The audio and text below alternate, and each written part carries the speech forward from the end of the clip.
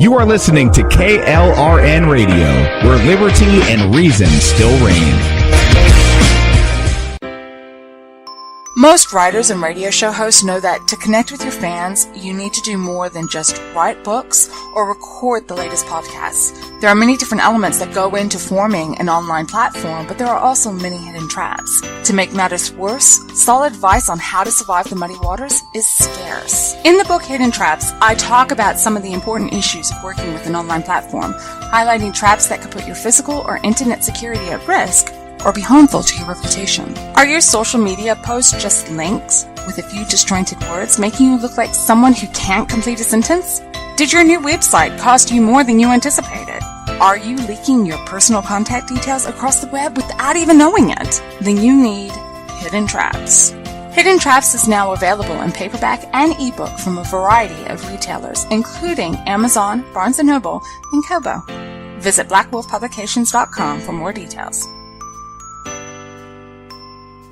If you're 85 or younger, would you like peace of mind and comfort for your family? We're Final Expense Direct with an urgent message for you. The average funeral today costs over $8,000, but the most you'll get from government benefits is $255. How will your family pay the difference? We can help. Our senior plans start as low as just $1 a day and pay up to $30,000 for a funeral and other final expenses. Peace of mind is easy. There's no medical exam. You'll have lifetime coverage, and your plan can't be canceled as long as you pay your premiums. Call now for free information about our senior plans. Answer a few simple questions and receive approval right on the phone. Plus, call right now and we'll give you a discount prescription card for free. Call 800-553-8687. That's 800-553-8687. Again, 800-553-8687.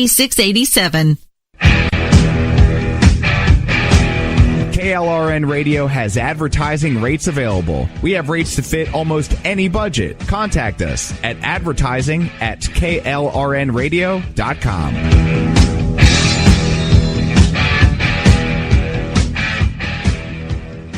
Everyone loves liberty. Our rights come from God, not the government. So why are you letting other people tell you what's best for your healthcare? Exercise your freedom with Liberty Health Share. Liberty Health Share is a community of people who voluntarily share one another's medical costs. Liberty Health Share is founded on the idea that most people truly want to help one another. Healthcare sharing allows members to do just that as a true community that supports one another in times of need. Liberty believes people should make decisions for themselves and their families. Members are able to take back the freedom to make their own decisions about their healthcare. Freedom from guilt or doubt about how your money is used. You have the freedom to direct your healthcare, not to be dictated to by bureaucrats. Stop letting others tell you what to do and join a community of like-minded people. Exercise your freedom. Join Liberty Health Share and take back the control of your healthcare while helping those around you. Call Liberty at 855-58-LIBERTY. Again, that's 855-58-LIBERTY for more information, or you can check them out at libertyhealthshare.org. Again, that's libertyhealthshare.org.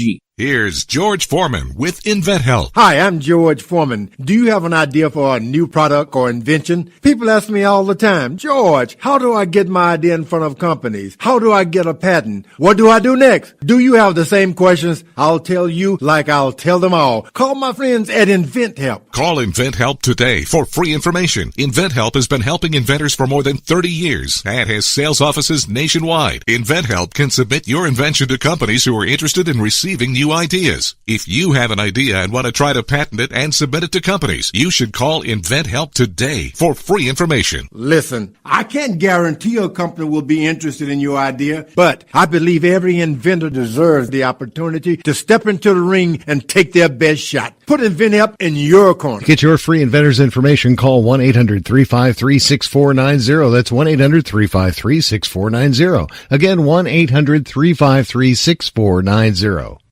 At St. Jude, our family never sees a bill at all. It's like the world has been lifted off of your shoulders. St. Jude Children's Research Hospital. Finding cures. Saving children. Learn more at stjude.org. Sometimes writers feel lost, unsure why a passage may not be working. It takes another set of eyes to help us nurture our writing into full maturity. At Black Wolf Editorial Services, we strive to enable writers to develop and grow, offering manuscript critiques and line edits through a mentoring editorial style. We also offer assistance on generating a writer's bio for your websites. Black Wolf Editorial Services, nurturing your writing into maturity. For a full list of services, visit blackwolfeditorial.com.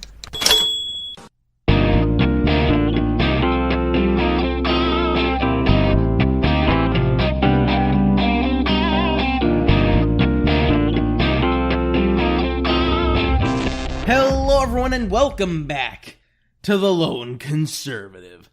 So, I'm gonna jump right into things today because I'm really amped. I want to talk about politics even more now. I was just on my good friend's podcast, Brady Leonard, and needless to say, I'm gonna steal our conversation topics. You should go listen to Brady's podcast, by the way, the No Gimmicks podcast. It's really good, especially when I'm on it. So, go give it a listen. But until then, I want to talk about a few things. And the episode's going to be shorter today because I'm going to be doing, number one, I have to get ready for CPAC because I'm going to CPAC, girls. But two, when I get to CPAC, I'm going to be recording special CPAC episodes. So one of those episodes is going to be with Lone Conservative Vice President Alex Sears, and that's just going to be a huge heap of fun. And then, on top of all of that, we're going to be doing interviews with a bevy of Lone Conservative contributors. I'm actually trying to get a roundtable going. We'll see how that goes. See if we can get everyone to sit in one place for longer than 10 minutes. Probably not going to happen, but my hopes are high. What I really wanted to talk about today, not even the Oscars. Okay, the Oscars, they aren't important. All right, the conservative media, I think, stakes too much importance in the Oscars. Yes, a decade and a half ago, the Oscars were still a prominent cultural event. But at this point, no one cares about the Oscars. And I say that wholeheartedly and with sincerity, and this doesn't even come from a partisan place. No one cares about the Oscars. They're overall boring. They're known to be it's known to be a drawn-out event where the media and actors can pat themselves on the backs. Mainly actors in Hollywood. It's not something that I'm interested in. It's not something you could pay me to watch. I mean, if you paid me like $2,000, I'd watch it. Yeah, I'd watch it for $2,000. But like, say you said, hey, Eric, here's a $20 bill. Here's a $20 bill. Sit down, watch the Oscars. I will even provide you with free food and beverages to watch the Oscars. Not just any food. Hot wings from Quaker Steak and Lube. Eric, and all you have to do is watch these people do whatever they're going to do on stage. I haven't watched the Oscars in a solid 7 years. I'd say no. I'm not wasting my night. I'm not wasting my time. I would much rather watch The Orville, which, by the way, is an amazing show. It's Seth MacFarlane's new show, and it's kind of like a Star Trek parody. And me being the nerd that I am just in love with it. It is an excellent show. Okay, so, moving on. Things are starting to ramp up in Venezuela. So as you guys know, there's a coalition in Venezuela led by Juan Guaido. I think I got that. I think I got it for once, guys. Juan Guaido. Okay, and Juan Guaido and his coalition essentially declared Maduro a usurper. They used a clause in Venezuela's constitution to say that he is no longer the president and that I believe it's Guaido is going to be the temporary president. Most nations across the world have recognized Guaido as the legitimate ruler or the legitimate president of Venezuela, but that doesn't mean Maduro has actually officially sacrificed rule. So Maduro is still clinging to power with all that he has, and it's not looking good for him. Maduro is looking paranoid. He has cut off ties from just about every nation except for, I believe, Turkey, Russia, and Iran. And today, what really sparked this for me was a Marco Rubio tweet that got me a little angry. I won't lie. And Mike Pence actually announced a new set of sanctions against Venezuela, according to NBC. So NBC says, quote, Vice President Mike Pence on Monday announced new sanctions against Venezuelan government officials and called on allies to freeze the assets of the state-owned oil company after a deadly weekend in which U.S. aid was blocked from entering the crisis-stricken country. Pence was in the Colombian capital, Bogota, meeting with Venezuelan opposition leader Juan Guaido and members of the Lima Group, a 14-national regional coalition that includes most Latin American countries and Canada. The sanctions announced Monday target 4 governors in Venezuela for, quote, endemic corruption and, quote, blocking the delivery of critical humanitarian aid, according to a statement by the Treasury Department. Pence called on Lima Group nations to immediately freeze the assets of Venezuela's state oil company, PDVSA, and transfer ownership of the assets in their countries to Guaido. Quote, in the days ahead, the United States will announce even stronger sanctions on the regime's corrupt financial network, Pence said. We will work with all of you to find every last dollar that they stole and work to return it to Venezuela. Pence also said the U.S. is sending another $56 million to Venezuela's neighbors to help them cope with the influx of migrants from Venezuela. Over 3 million Venezuelans have fled their country's turmoil in recent years. The U.S. has already provided $139 million to the neighboring countries. Pence's appearance before the Lima Group comes 2 days after U.S.-backed aid convoys attempted to enter Venezuela to deliver food and medicine. The resulting protests and clashes with forces loyal to Maduro left at least 2 people dead and 300 people wounded. So, what does Maduro do? What does Maduro do when the United States is breathing down his neck? When he has to be perfect in order to keep power? He gets the United States angry. And now that the United States is angry, now that Trump and Pence and the administration are angry, I would say that it's pretty safe to say that Maduro's time is through. Now, how Maduro's time is through is up for debate. So there are some people saying that eventually the forces loyal to Maduro still within the country is going to diminish so much, since we're going to essentially starve Venezuela out. It's going to diminish so much that finally some sort of official coup can take place and Maduro can be ousted. Now this mainly involves internal pressures within Venezuela. Of course, we're going to put sanctions on Venezuela. Of course, we're going to aid in starving this corrupt regime out. But there would be no direct involvement from the U.S. Then there are people, more war hawkish neoconservatives, who are saying we should just get directly involved. And you've been seeing this over the past few days. So apparently, according to CNN, there has been an increase in reconnaissance flights over Venezuelan airspace, or in Venezuelan airspace. So, which side should we exactly take here? Y'all know from listening to this podcast that I'm not a war hawk. I'm not a war hawk, but I'm not a rabid isolationist. I think both sides have their severe issues. I think it's, when you evaluate getting involved in another country directly, it should go by a case-by-case, it should be on a case-by-case basis.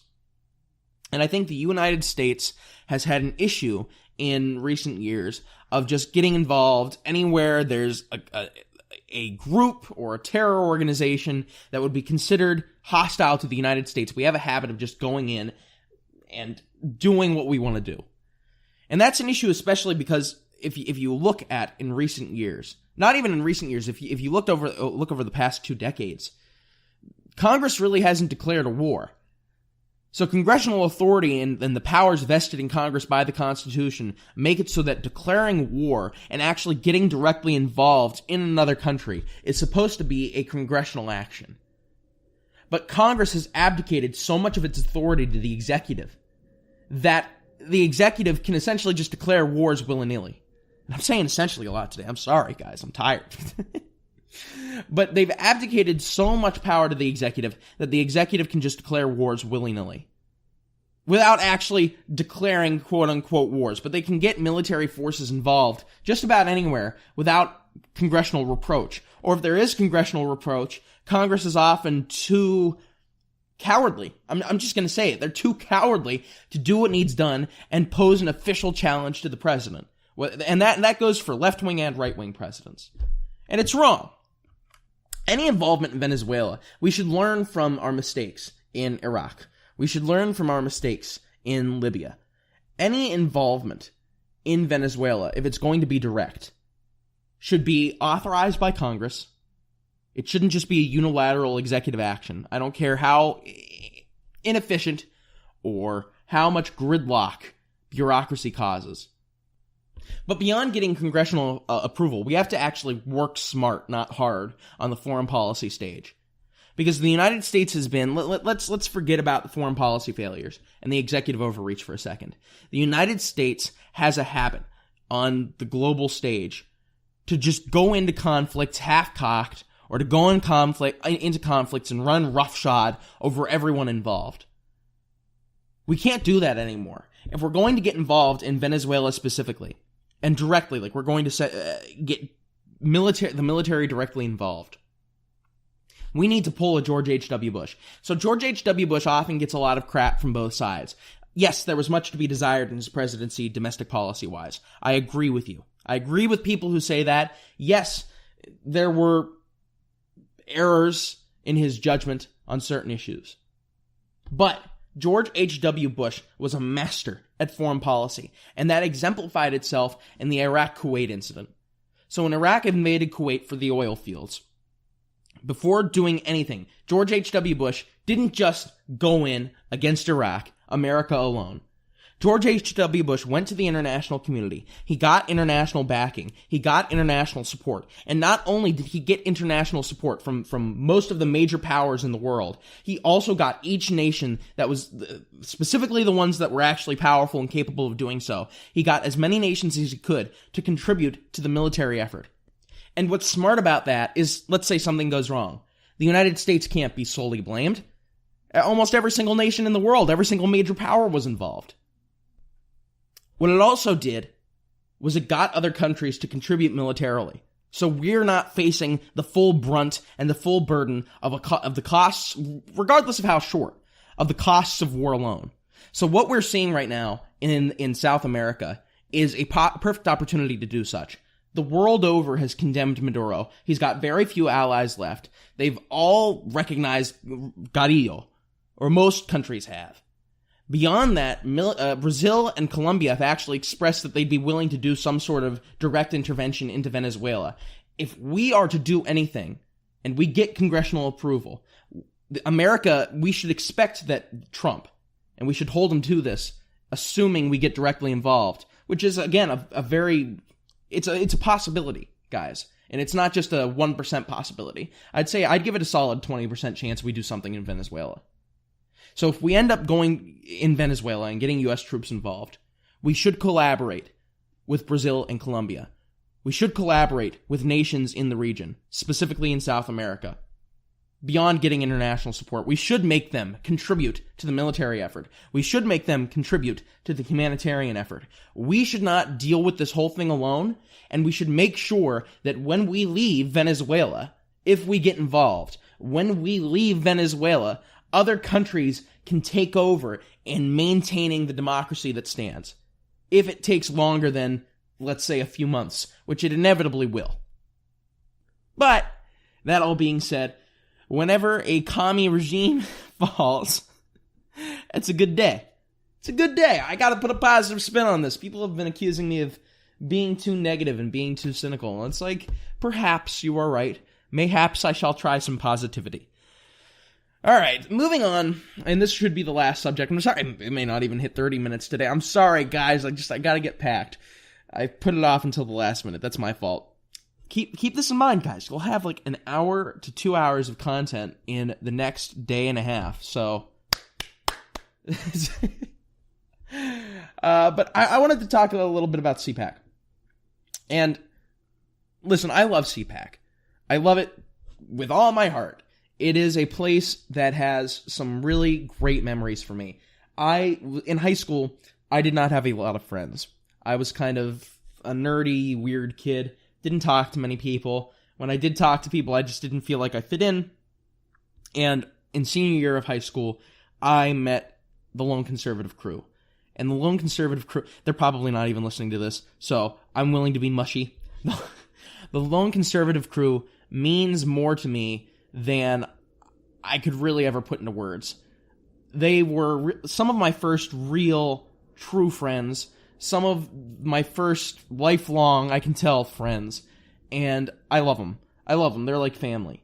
And CPAC means a lot to me because it helped me meet them for the first time. Last year I met most of my really close friends in Lone Conservative. I met most of them face-to-face at CPAC last year, and I had so much fun. They're so amazing. I actually love them all like family. I love them all so much. So CPAC will always, regardless of what happens, CPAC will always hold a special place in my heart for helping me meet once a year with the people that I love and with the people that I consider my best friends. That being said, there is more to CPAC than just the warm, gooey family stuff. There are speakers. It's supposed to be a congregation of the conservative minds. You're supposed to be able to discuss things with conservatives from all across the right. The isolationists, the war hawks, the pro-death penalty people, the anti-death penalty people, the trad cons, and the liberty cons. You're supposed to be able to get together and discuss things. It's supposed to be I hate to sound pretentious, okay? And I don't mean to sound pretentious when I say this, but it's supposed to be an intellectual event in the sense that, yes, you have fun and everything, but at the same time, you're supposed to be taking something away philosophically. You're supposed to be able to strengthen your ideals or change your mind if someone presents good points. And CPAC this year has gone almost full MAGA. And when I say almost full MAGA, I'm not willing to say full MAGA, because full MAGA would mean no one is coming who is critical of Trump ever. No one is coming who is not just there to praise the ground Trump walks on. And there are people who are coming who aren't like that. Ali Stuckey is coming. Ali Stuckey has been critical of Trump in the past. Ali Stuckey is an amazing person. I love her. I love her podcast. You should go listen to it if you get the chance. But people like Ali Stuckey, there are some people like Ali Stuckey who are coming to speak. And I'm not saying that being critical of Trump is essentially, harshly critical of Trump, is essentially a virtue. But what Matt Schlapp did this year, Matt Schlapp, for those of you who don't know, is the head of CPAC. And Matt seems like a very nice person. I will say that. I haven't got to meet him in person yet, but he seems like a very nice guy. So this is nothing personal at Matt. It just seems as if Matt Schlapp and whoever is making the decisions for who speaks at CPAC this year have unilaterally decided that we're not going to have anyone who has been critical of Trump in the past. Or we're going to limit exceptionally the people who have been critical of Trump in the past from coming. And you can tell because a lot of the speakers this year are people who are just coming solely to praise Trump. They're coming to spread the MAGA message. They're coming to gin up the base. They're coming to, honestly, to just solely praise Trump. It shouldn't be CPAC this year. It should be TPAC. The Trump Political Action Conference. Sorry, I stifled a little cough there. But it should be TPAC this year. Because so many of the people who are coming are again, I know I keep repeating myself, but they're just there to praise Trump. Van Jones is going. Brady Leonard brought up on his podcast today when I was there. Amazing point. Van Jones is, I don't use this term unironically very often, but Van Jones is almost literally a communist. Okay? The only reason Van Jones is going to CPAC is because Matt Schlapp and whoever invited him wants him to praise Trump on the criminal reform bill. And I think there were many good elements in that criminal reform bill. But you shouldn't be having someone who does not embody the ideals of the conference that you're holding just to praise Trump. Because no one's, like, if it were a debate between Van Jones and some conservative bulwark, okay, I understand. I get it. That's fine.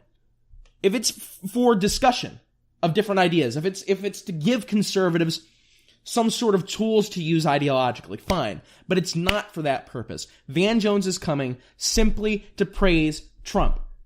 The fact that Van Jones is coming and it's not a debate, it's not a panel, to the best of my knowledge, it's a speech. It's a speech is pretty bad.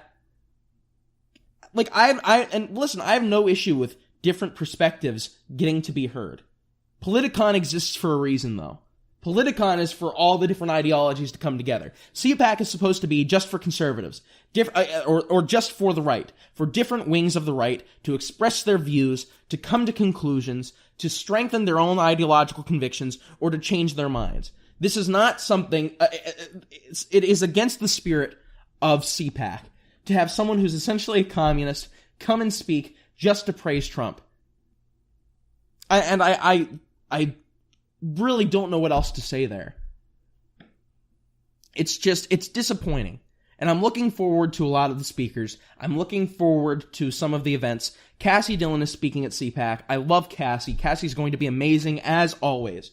And Cassie's one of the people in Lone Conservative who I consider family. I love her. She's going to do an amazing job at CPAC this year. She is not one of the people I'm talking about. I'm not going to name names. I'm not going to call people out. I really don't have the energy for that today. But for those of you who don't know, who aren't going to CPAC, who don't know what's up, this is what's happening. It's kind of wrong, and I just hope that they somehow announce more speakers. I don't think they are. I think the speaker list is final now. It's 2 days away. But I hope they announce more speakers that diversify the thought at the convention a little bit. Because as of right now, it seems like it's just a hive mind of one sect of conservatives with a few exceptions to the rule. And it's not as fun as it could be, is what I'm saying. And it's not as beneficial as it could be. All right. That being said, I'm politicked out today, guys. I'm sorry. It's only 20 minutes long, this podcast. I'm politicked out today. I talked with Brady. I literally took about 3 tests today. So my mind is mush. This is all... It's rare. This is a rare occurrence, but this is all you're going to get from me, especially since you're going to have a lot of content coming from CPAC in the coming days. I'm so excited to meet the Lone Conservative crew. They're going to be on the podcast. It's going to be great. And if they're listening to this and they're like, I never agreed to be on a podcast, well, you don't have a choice. I'm sorry. Okay. Thank you all for tuning in and for listening. I'll see. By the way, if you're at CPAC and you want to come up to me and talk, I would love to talk to some people, like one person, just one person who listens to the podcast, who's not in Lone Conservative and isn't my mom and dad. Come up and talk to me at CPAC. I want to feel famous. All right. That being said, thank you all so much. Look forward to that CPAC content. Look forward to that interview with Alex Sears, and look forward to seeing my beautiful face at CPAC if you get the chance. Until then, though, have a good one.